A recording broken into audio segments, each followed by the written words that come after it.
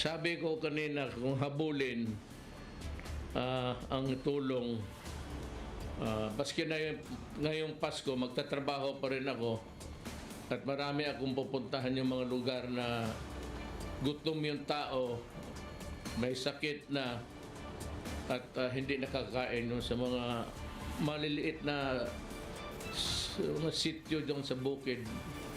Kailangan mapuntahan yan. Kaya ngayon, galing ako sa dito follow up ko na sana kung dating man sa inyo yung pera, gaano kalaki o gaano kaliit, basta mayroon paghati-hatian yan sa mga tao tinamaan ng yung typhoon. Yan lang ang mensahe ko. Kaya yan lang kasi ang nakatagal eh. I am here, hindi ko naman mapuntahan lahat. Hindi ang aeroplano, hindi makalanding. Ang helicopter, wala rin. Helicopter bago makalanding, kailangan may sundalo dyan sa baba. So, titignan namin, hanggang Pasko magtatrabaho ako. Hindi ako mag-New Year, talagang lalabas ako. Pero ito, hintayin na lang ninyo. 1 or 2 days, sabi ko sana na kung umabot lang man ng Pasko. Ewan ko, downloadan yung pera ngayon. Kung magdating man sa Pasko, magpasalamat ako sa Diyos. Pero pag hindi, bigyan ninyo ako kunting elbow room para... Pero magdating yan within 3 days na dito na yan. Sabi ko mag-overtime kami, ang gobyerno, hindi magsira para baski na Pasko.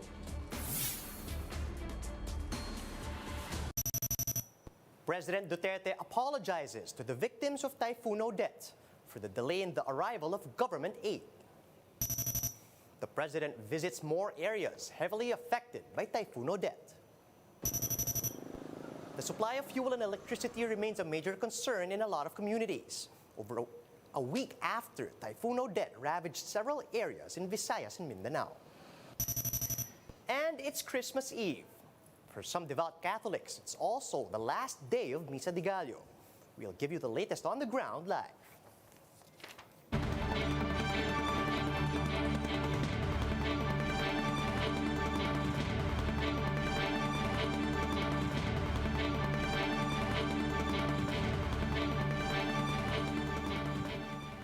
Fast, focused, and fearless. Here's everything you need to know as you jumpstart your day. I'm Charles Lejano. Starting today's newscast with President Rodrigo Duterte apologizing for the delays in assistance for those affected by Typhoon Odette. The president made this apology during his visit to typhoon victims in Puerto Princesa City. Duterte explained that he needed to receive the report on the typhoon's toll before calamity funds could be released. Although the chief executive said that he has raised about 10 billion pesos from his office to help Filipinos affected by the typhoon. Mag-apologize muna ako. Maghingi ako ng tawad na napatagal ang response sa gobyerno. Sa totoo lang, hirap rin kami dito sa itaas because of the so many places scattered around at malalayo, island for island, at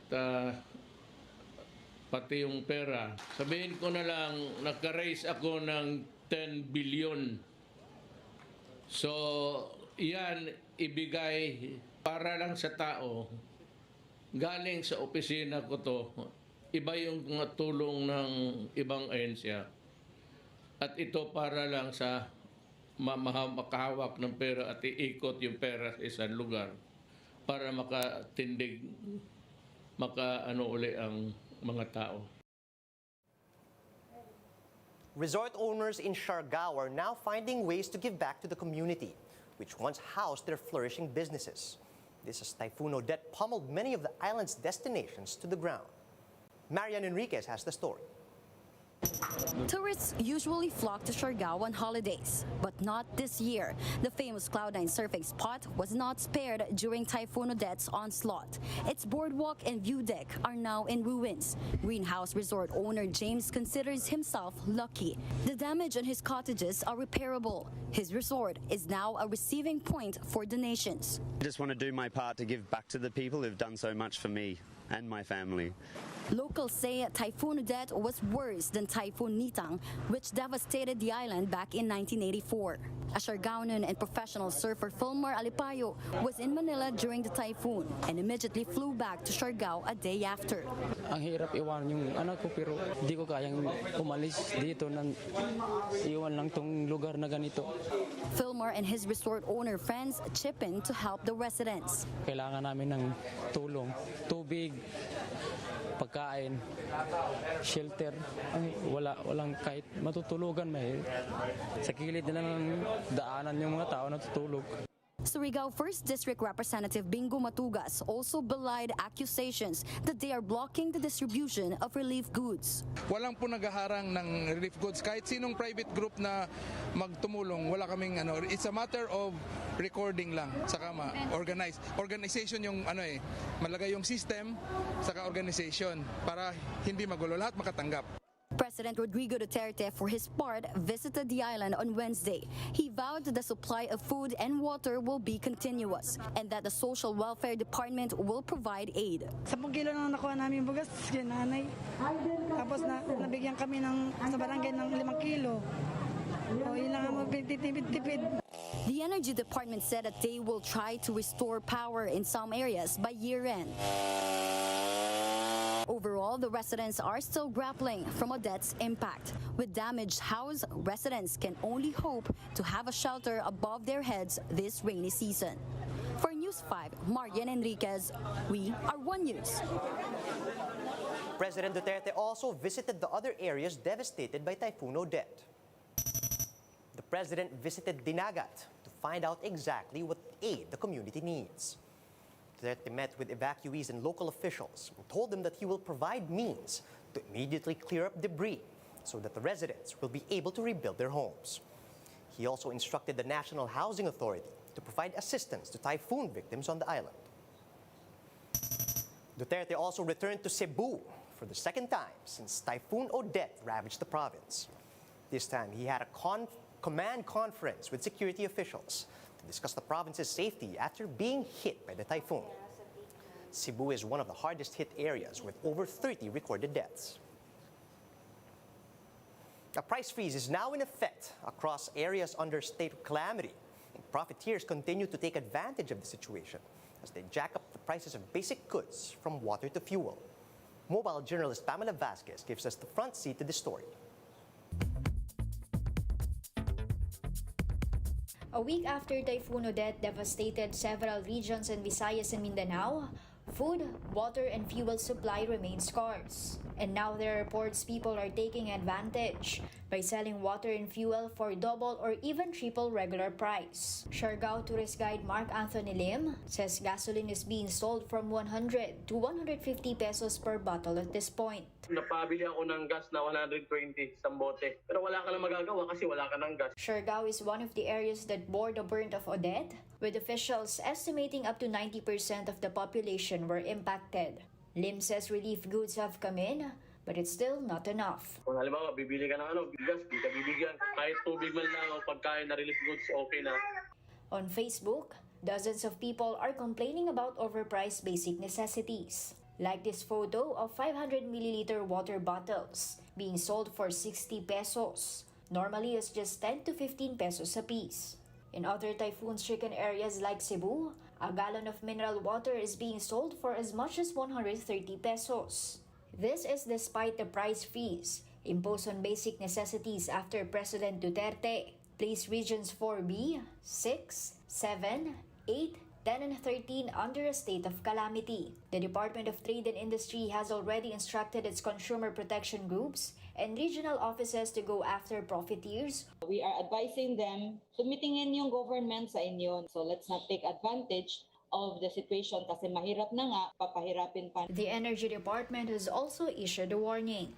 We are calling the attention of retail outlets that are overpricing, that they are violating Section 52 of the Consumer Act. Merong administrative and criminal penalties po yan. DTI is urging the public to report incidents of overpricing through its main Facebook page, DTI Philippines, or consumer care at dti.gov.ph. Mobile journalist Pamela Vasquez, We Are One News. To avoid long lines for fuel in Cebu, Governor Gwen Garcia releases an order allowing only those with vehicles to line up at gas stations. This means residents who wish to fill up their barrels, drums, and other containers of fuel are no longer allowed to buy at gas stations. Those exempted from this rule are workers who need fuel for essential services, such as hospitals or hotels. Those with generators at home will also be allowed to buy oil. They can only buy 10 liters at a time. They should also present proof that they have a generator at home. Governor Garcia says fuel supply is not the problem in the province, but the delivery of petroleum products. And for now, the Cebu provincial government has set a price ceiling on fuel products to avoid anyone from taking advantage of the situation. Cebu is also experiencing a shortage in water supply, but Garcia says it will focus on resolving issues on fuel supply first. Today is Christmas Eve and the last day of Simbang Gabi, so it's no surprise that people went to Quiapo Church in large numbers. To give us the latest, we have Justine Punsalang on the line. She's currently at Quiapo Church in Manila. Justine, good morning. Tell us what you're seeing.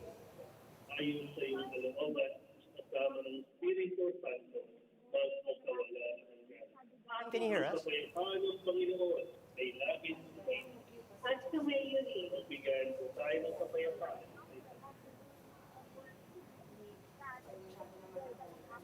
Right, Justine, can you hear us? You tell us what you're seeing if you can hear us, Justine.